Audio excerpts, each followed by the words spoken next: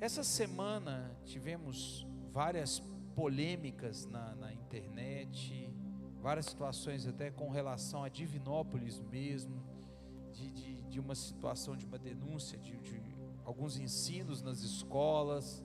Teve uma propaganda também aí de uma lanchonete aí, e eu queria nessa manhã trazer uma palavra, para que a gente possa entender o que a Bíblia nos ensina, o que a Bíblia espera de mim e de você, o que a palavra de Deus espera da igreja, com relação a tudo isso que a gente está vivendo. A gente está vivendo um tempo muito estranho, um tempo muito complicado, e a primeira coisa que você precisa de ter no seu coração: quem é responsável pela sua casa, pela sua família, pelos seus filhos? Não é a igreja, não é a escola, não é alguém que tem algum tipo de pensamento, não é uma lanchonete. Quem é responsável pela sua casa é você. A igreja pode ajudar, a escola pode contribuir, muitas ideologias podem tentar entrar dentro da nossa casa, mas quem é responsável pela família, pela sua casa, é você. E a palavra de Deus, hoje nós vamos fazer um estudo do livro de Efésios, da cidade de Éfeso, e eu não consigo ler aqui o texto todo, depois se vocês quiserem ler, mas eu quero trazer aqui vários princípios para a nossa vida. Efésios capítulo 5, a partir do versículo 1.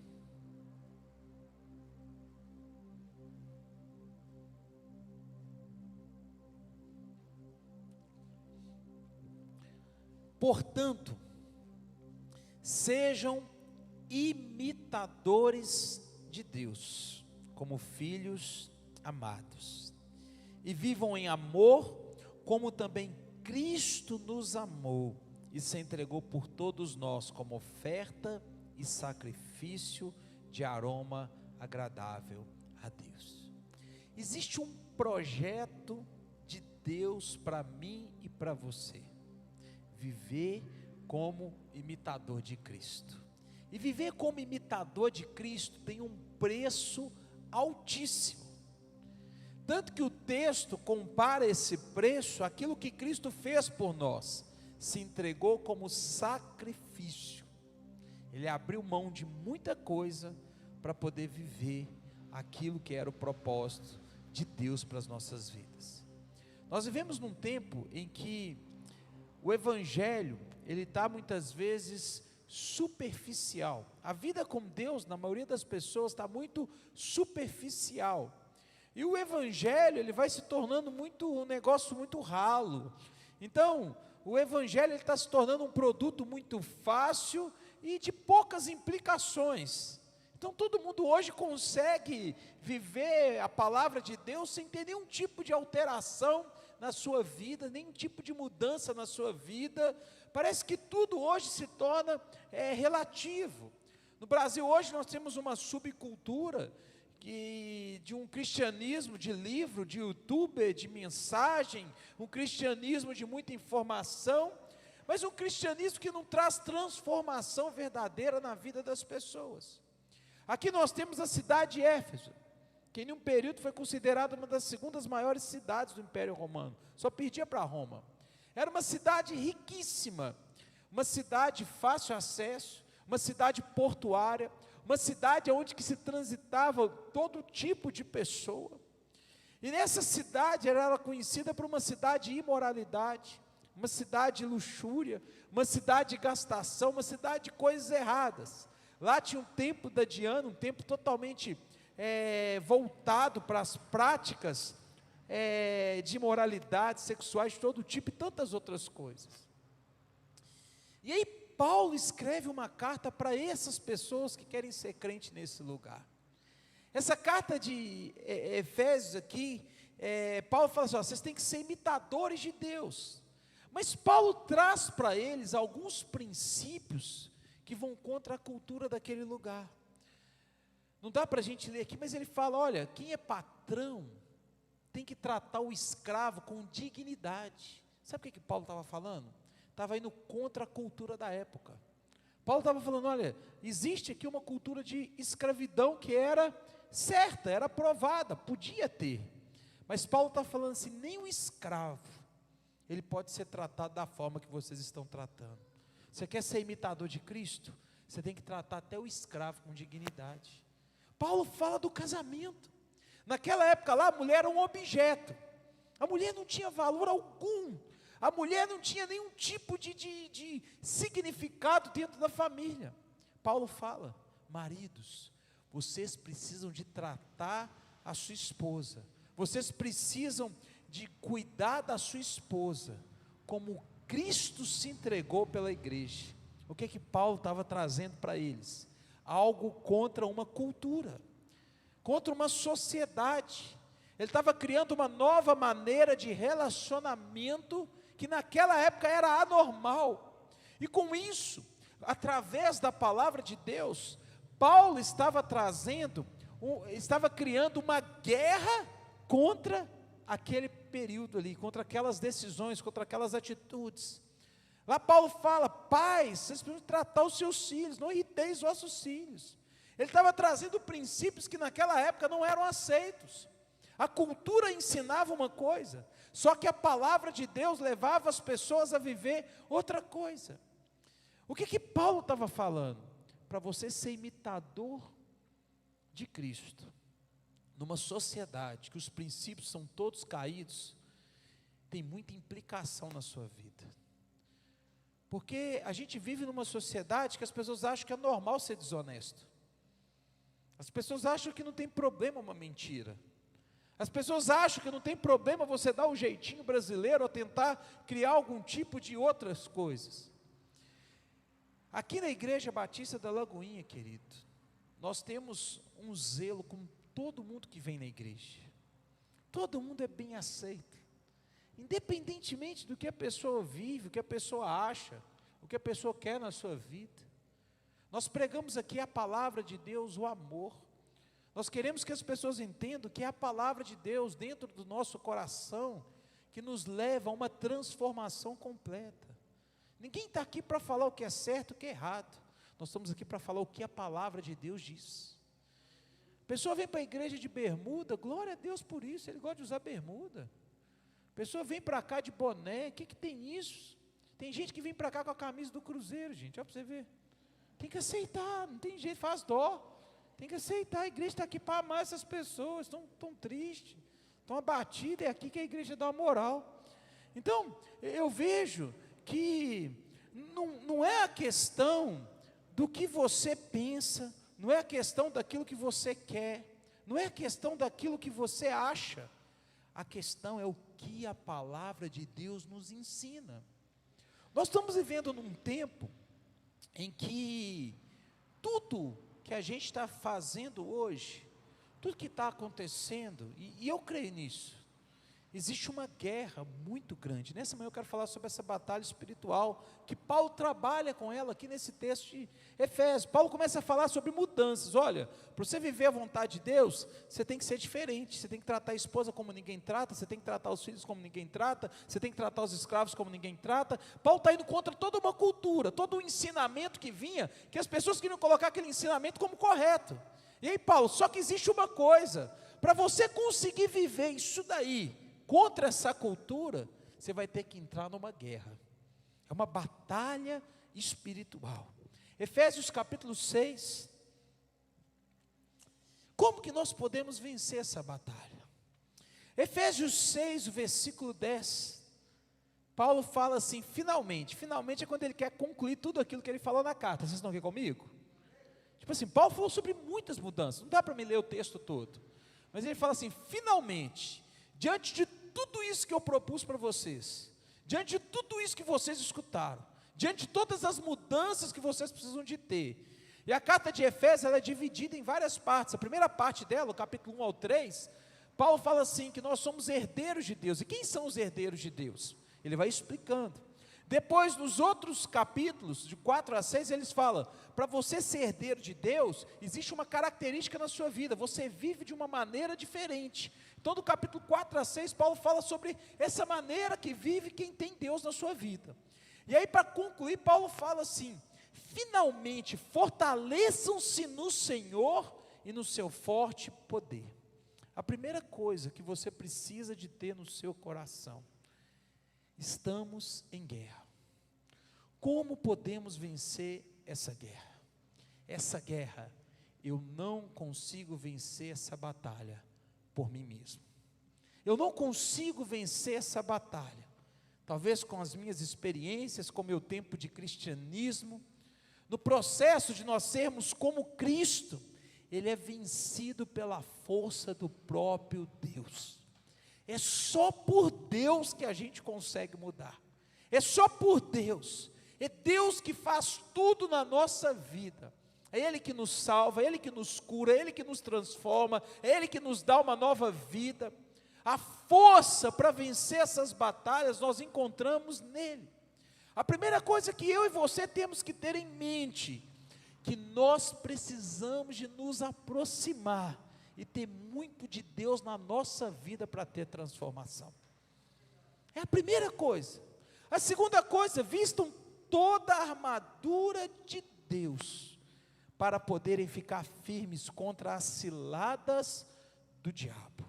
Pois a nossa luta não é contra seres humanos, mas contra os poderes e autoridades, contra os dominadores deste mundo das trevas, contra as forças espirituais do mal nas regiões celestiais. Existe uma guerra, mas nós precisamos de discernir que guerra é essa. Paulo começa a falar: olha, existe cilada do inimigo. Meu irmão, cilada é trapaça. Cilada são estratégias sujas que o inimigo usa para que algo chegue na sua vida. O grande problema nosso é achar que não tem nada a ver. Tem tudo a ver. Uma vez eu aprendi um princípio bíblico poderoso numa nutricionista. Olha aí, está vendo? Eu fui no nutricionista, mas Deus usou aquela mulher de uma forma poderosa. Eu falei: nunca vi um negócio tão profundo. Ela virou para mim e falou assim: Fernando, você é o que você come. Eu falei assim: eita glória. Naquela hora lá eu vi um X-Bacon, um X-Tudo especial, vi pizza, vi um monte de coisa. Mas isso é um princípio espiritual para as nossas vidas.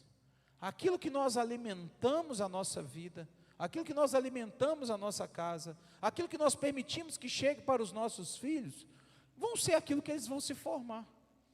Se você permite que determinadas coisas entrem dentro da tua casa, aquilo ali vai influenciar a sua família, aquilo ali vai influenciar as coisas que estão acontecendo. Então hoje, por exemplo, o Theo já está na escola, eu coloquei o Theo numa escola. Eu passei a responsabilidade, em um período da tarde, do meu filho, para que ele possa estar ali aprendendo. Mas eu, como pai, eu sou responsável em saber o que está sendo ensinado por ele. Isso não é errado, isso não é preconceito, isso não é nada.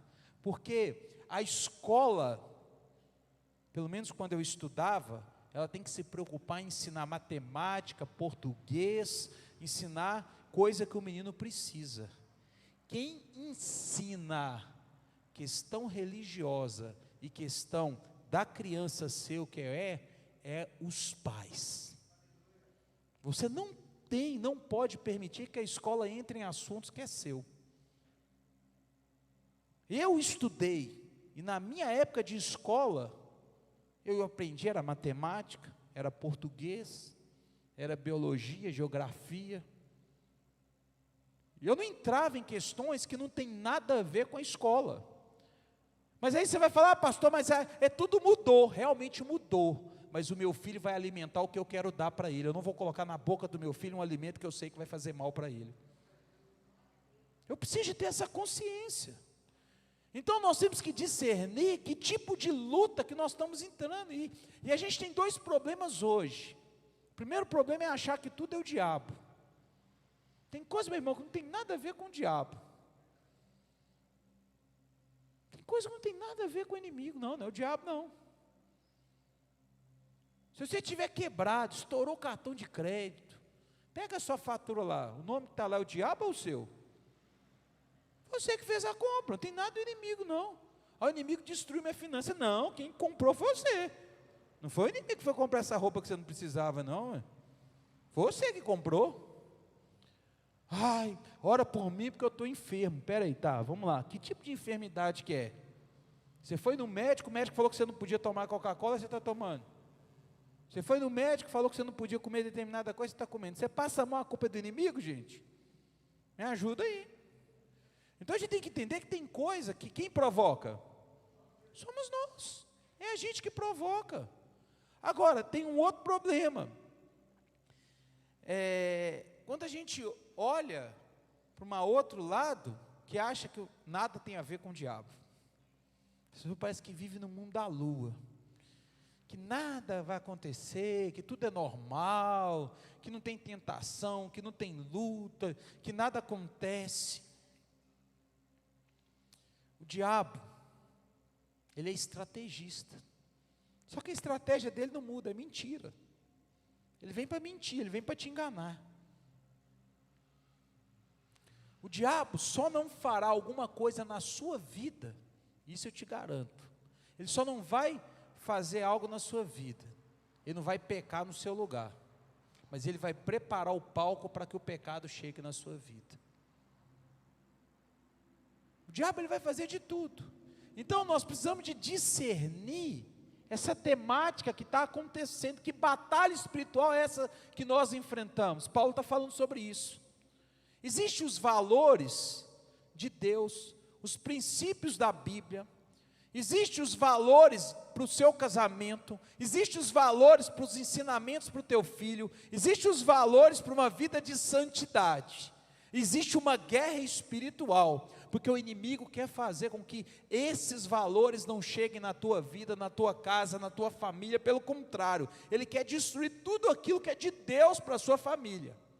E aí eu tenho que me preparar para essa guerra, e entender que guerra é essa.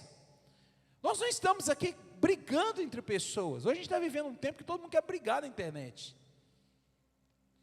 Você não tem que ir para a internet para brigar com ninguém. Querido, nós temos que entender que muito maior do que política, muito maior do que qualquer tipo de ideologia, nós cremos em Deus, nós cremos na palavra de Deus, e é ela que sustenta a nossa vida, é ela que vai me guiar, é ela que vai me direcionar. Então, tem coisas que nós precisamos, estratégias, armas que nós precisamos para vencer essas batalhas espirituais. Tem muita gente que acha que é a oração forte que vence batalha espiritual. O que vence a batalha espiritual é santidade, é caráter transformado, é vida justa diante de Deus. O que adianta? Você está com a vida toda atrapalhada e você acha que vai fazer uma oração e vai resolver. Você está enganando quem? Então, aqui Paulo, ele traz aqui, e ele compara essa luta com um soldado romano, com a vestimenta de um soldado romano, as estratégias para vencer. E não é a nossa estratégia, é a estratégia de Deus. Que tipo de arma que a gente tem que usar? Não são as nossas armas, são as armas de Deus. Como que isso funciona? Olha o versículo 13, por isso vistam toda a armadura do homem. Está aí escrito na sua Bíblia? É isso? Vistam-se de toda a armadura de quem? De Deus, para que possam resistir o dia mau, permanecer inabalável depois de terem feito tudo. Ou seja, as armas são de quem? De Deus. A estratégia é de quem? De Deus. Assim mantenham-se firmes, cingindo-se com o cinto da verdade, vestindo a couraça da justiça, tendo os pés calçados com a prontidão do evangelho da paz. Além disso, usem o escudo da fé, com o qual vocês poderão apagar todas as setas inflamadas do maligno. Usem o capacete da salvação e a espada do Espírito, que é a palavra de Deus. Orem no Espírito em todas as ocasiões, com toda oração e súplica. Tendo isso em mente, estejam atentos e perseverem na oração por todos os santos. Paulo compara então a vida, as estratégias com a roupa do soldado romano. A primeira coisa que ele coloca aqui é o cinto da verdade. Aquela roupa, ela era muito larga, era um panão, então ela precisava de estar bem o quê? Ajustada, e ela ter algo para que pudesse a espada ficar. Então a verdade, o cinto da verdade que ele usa, muitas vezes a mulher não vai entender isso, porque a mulher não tem problema com o cinto, mas o homem entende. Quem é homem aqui sabe disso. É muito difícil andar sem cinto, não é assim, meu irmão? Ainda mais se a calça está meio larga, é complicado. Parece que você está pelado, não é sério, não é? Você fica ali puxando a calça, você fica tentando arrumar. Agora um colocou o cinto, o negócio deu uma ajustada, você até esquece. Mas o que acontece? Para o soldado, quando ele não estava com o cinto, parecia que ele estava incompleto. Aquele cinto, ele travava toda a roupa, ou seja, o cinto era uma das coisas mais fundamentais para que todas as outras coisas no uniforme do soldado pudessem estar no lugar certo. O diabo, ele é o pai da mentira. Para vencer a mentira é só com verdade, meu irmão. Por isso nós temos que colocar na nossa vida a verdade, cingir a nossa vida, proteger a nossa vida com a verdade. Jesus é o caminho, a verdade e a vida, isso é luz. A gente precisa de entender, querido, que mentira não dá. Eu já escutei uma vez, as pessoas falaram assim, lá na igreja da Lagoinha não tem poder não, nunca vi ninguém endemoniado. Sério, uma vez a pessoa falou isso, que não tem poder não, o povo não fica endemoniado. Sabe o que eu penso, querido? O culto é para quem? É para Deus. O diabo não tem um segundo nesse culto. Aqui a gente tem que adorar a Deus, a gente tem que falar de Deus, falar da palavra de Deus. A gente não está aqui para expor as pessoas, a gente não está aqui para querer trazer algum tipo de constrangimento para as pessoas. E a palavra de Deus fala, conhecereis, a oração forte é assim? Conhecereis uma oração diferente? Não, conhecereis a verdade, e a verdade libertará. Então a gente tem que viver o que está na palavra de Deus, a gente tem que buscar para a nossa vida o que está o quê? Na palavra de Deus. A segunda coisa é a couraça da justiça. A couraça é como se fosse um colete à prova de bala, só que é diferente, ela era maior. E ela tinha uma função para o soldado, ela protegia aquele soldado de qualquer ataque nos órgãos vitais. Então ela protegia o coração, protegia o pulmão, protegia ali o rim, o fígado. Ela era algo duro, pesado, então era muito difícil de alguém conseguir penetrar e furar algum órgão. Não era qualquer um que conseguia nem andar com essa roupa, porque ela era muito desajeitada, pesada. E por que o texto está falando assim, couraça da justiça? A palavra de Deus, querido, ela é muito poderosa, ela tem um significado em cada coisa que é colocada aqui, não tem nada por acaso. A palavra original justo, né, tanto no hebraico como no grego, que é dikaios, os dois termos que falam sobre isso, justiça, retidão, né, fala sobre algo tão interessante, fala sobre o caráter de Deus. Essa palavra tem um significado, que Deus, ele é justo, Deus, ele é justo, e nada que Deus faça é injusto, porque ele não pode ir contra o nome dele. Ou seja, ser justo é você andar de uma forma correta.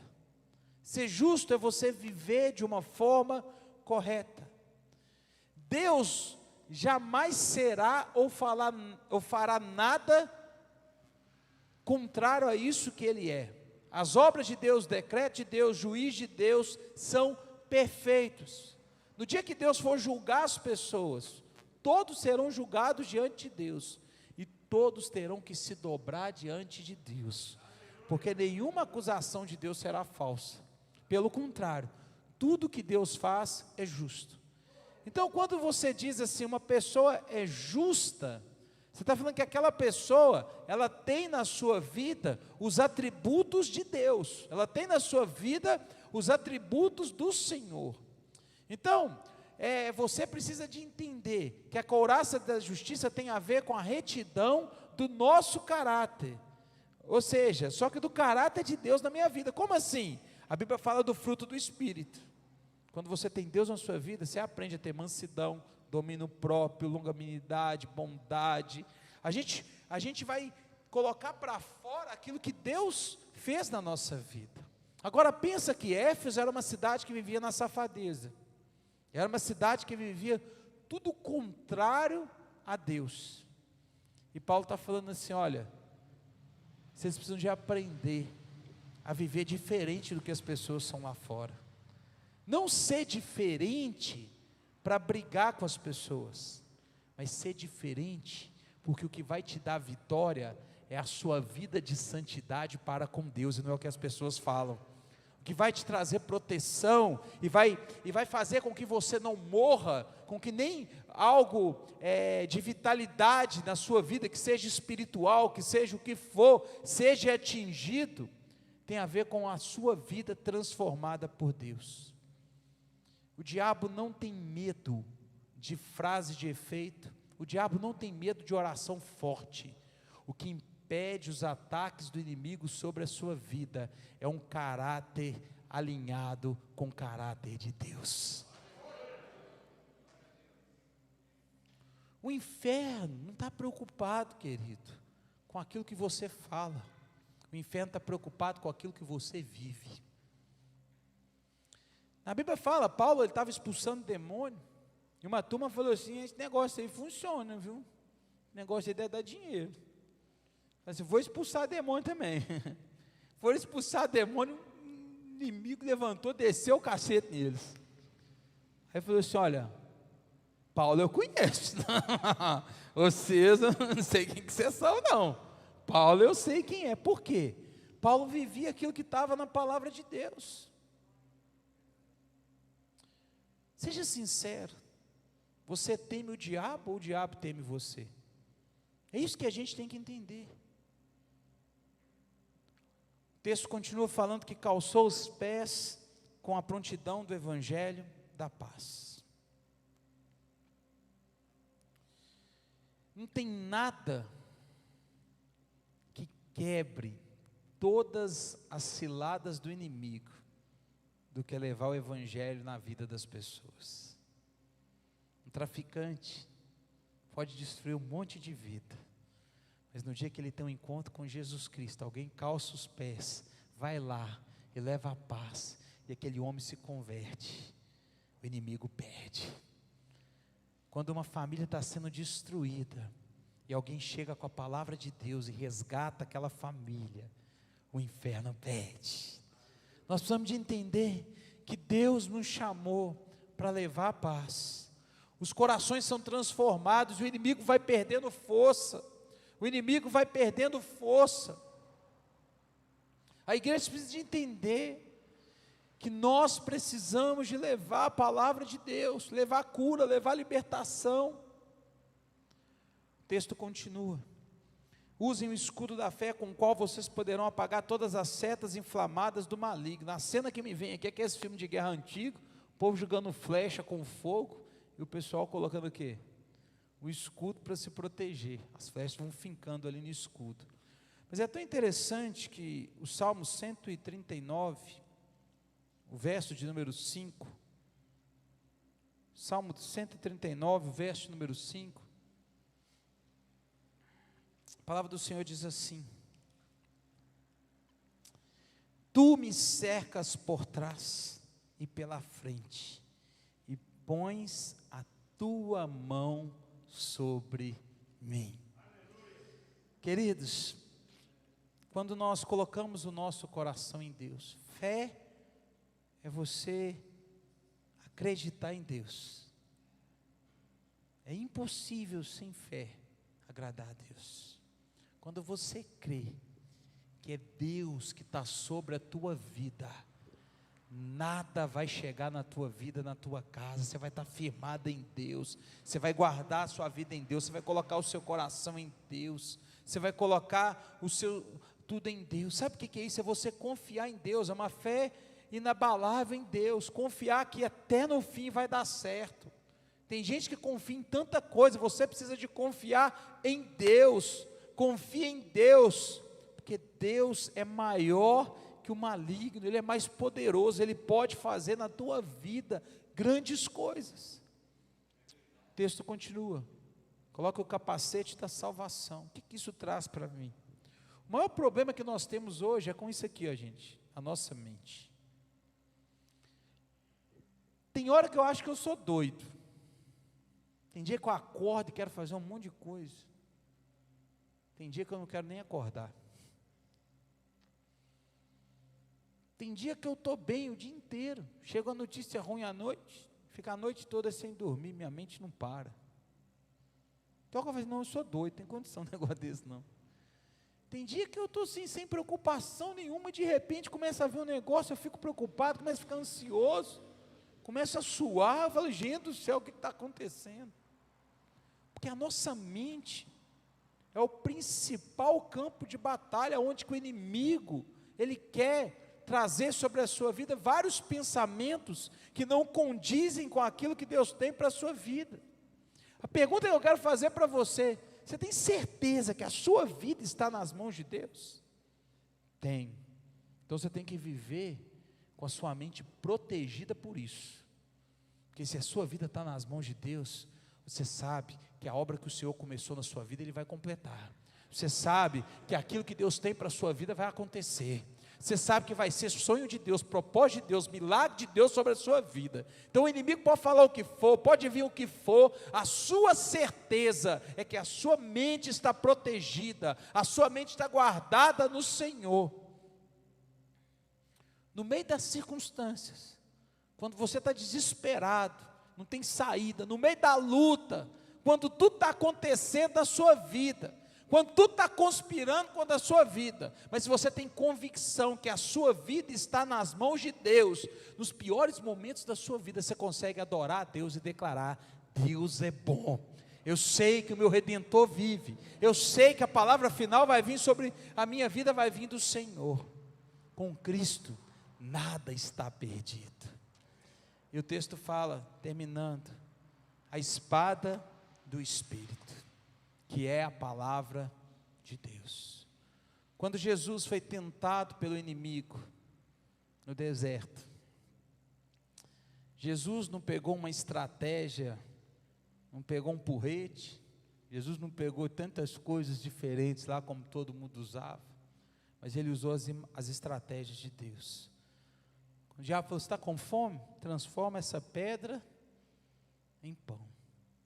Jesus olhou para o diabo e falou assim: olha, você não sabe de nada, nem só de pão vive o homem, mas de toda palavra que procede da boca de Deus. A nossa vida não tem a ver com o que o mundo quer colocar, a nossa vida tem a ver com aquilo que Deus tem para a nossa vida. Deixa eu te falar uma coisa: você quer salvar a tua família, está aqui a solução. Você quer resgatar seu filho, está aqui a solução. Você quer viver algo que você nunca viveu, está aqui a solução. Você precisa de conhecer a Bíblia, você precisa de praticar a Bíblia, você precisa de viver a Bíblia, porque é a Bíblia que vai mudar a tua vida. E o texto fala: persevera na oração. Ou seja, está difícil, busca a Deus. Está difícil, lá no início nós falamos, se fortaleça em Deus. Nós não estamos aqui, querido, para defender A, B ou C, mas você tem que estar aqui para lutar pela tua casa, pela tua família, pelo teu casamento, pelos teus filhos, por aquilo que Deus te deu. Você é responsável por isso que Deus colocou na tua vida, é você que é responsável. Não permita que outras pessoas façam talvez aquilo que você não está fazendo. Toma posição, faz. A sua vida é sua. Deus não vai cobrar do outro no dia do juízo. Vai cobrar de quem? De você. Não adianta você chegar diante de Deus e falar assim: Deus, estou aqui, minha mãe orou por mim, minha avó orou por mim, minha tia orou por mim, fulano de tal fez isso por mim. Você lembra, Deus? A outra tia minha fez campanha 1 ano por mim. Deus vai falar assim: ué, e o que você fez? E eles estão salvos, e você? Que a nossa vida diante de Deus ela é individual. Eu sei que nós estamos vivendo um tempo muito difícil, fica alerta. A Bíblia fala, olha, o diabo está como um leão ao nosso redor, procurando uma brecha, uma oportunidade para nos devorar. Por isso, se fortaleça no Senhor, coloque a sua vida em Deus, coloque o seu coração em Deus, coloque tudo que você tem em Deus. Você vai ver, meu irmão, você vai testemunhar, você vai falar, eu não sei o que está acontecendo, é o que Josué fala, o povo lá, todo mundo perdido, todo mundo atrapalhado. Josué falou uma coisa, olha, eu não sei o que vocês querem, mas eu decidi algo sobre a minha vida, eu e a minha casa vamos servir ao Senhor. Eu não sei o que as pessoas querem falar, eu não sei que tipo de ideologia que as pessoas querem ter, eu não sei que tipo de caminho que as pessoas estão procurando, mas eu escolho colocar a minha vida, colocar a minha família, colocar os meus filhos, colocar a minha casa, tudo que eu tenho nas mãos de Deus. É uma escolha sua. Agora você tem que vigiar, você tem que proteger, você tem que guardar, você tem que estar ali, querido, colocando ali os teus olhos o tempo todo. Não deixa solto. Você não pode deixar as coisas acontecendo assim, reveria, não. Se você está achando que na escola seu filho está aprendendo algo que não, vai lá na escola, conversa, direito seu. Se você está achando que o seu filho está mexendo na internet, está esquisito, vai lá, coloca um rastreador no celular, tem programa que você coloca aí, que você consegue ver tudo que os meninos estão fazendo. Meu pai fez algo comigo, ele nunca deixou a porta do meu quarto ter chave, e ele falava comigo, enquanto você morar aqui, eu entro no seu quarto, na hora que eu quiser, do jeito que eu quiser, que essa casa é minha. Eu não acho errado isso. As pessoas falam assim, eu tenho que ter privacidade. Quem disse que adolescente sabe o que é bom e o que é ruim para ele? Quem disse? Todo mundo que foi adolescente aqui sabe o tanto de trem errado que a gente faz. A gente precisa de muito tempo, não, 5 minutos dá para avacalhar a vida toda. Quem disse que isso faz bem para a gente? Você acha que adolescente junior tem condição de tomar determinadas decisões na sua vida, gente? Seja sincero. Você acha que eles sabem o que é bom para a vida deles? Você acha que eles têm condição de falar assim, não, isso daqui é saudável para a minha vida? Não tem não. Nós temos que proteger. Ah, pastor, mas a sociedade hoje mudou. Ah, pastor, o mundo hoje mudou. Ah, pastor, hoje as coisas são diferentes, a gente tem que ser mais liberal. Deixa eu te falar uma coisa, eu não vivo por aquilo que o mundo coloca como padrão. Eu quero ser imitador de Cristo, e eu vou viver por aquilo que a palavra de Deus me dá como padrão. Eu não quero saber o que mudou, porque a palavra de Deus é a mesma ontem, é a mesma hoje, e ela continuará pela eternidade. É isso que vai me fazer viver. Eu não quero saber. Tem tanta coisa que hoje a gente pode ver com os olhos diferentes, meu irmão. Os olhos que você tem que ver todas as coisas tem que ser os olhos de Deus. Os padrões do mundo normalmente vão contra os padrões de Deus. A postura do mundo normalmente vai contra a postura daquilo que Deus espera. Paulo falou, olha, sede imitadores de Cristo, isso é um sacrifício. Talvez a gente vai ser desrespeitado, talvez a gente vai ser acusado, talvez a gente vai ser ridicularizado, mas eu não me importo com aquilo que as pessoas falam, porque eu tenho que prestar conta somente para Deus. Quando eu chegar diante de Deus, Deus não vai querer saber com aquilo que falou, tem a ver com aquilo que eu vivi. Por isso, não abra mão daquilo que Deus quer fazer na tua vida. Seja um imitador de Deus. O inferno pode levantar o que for, mas a palavra de Deus fala que em Cristo nós somos mais do que vencedores. Não importa o que aconteça, não é morte, não é luta, não é adversidade, não é potestade, nada pode nos separar do amor de Deus. Então, se você está vivendo um tempo difícil, louve ao Senhor, adore ao Senhor, coloque a sua vida em Deus. É Ele que vai mudar a tua vida.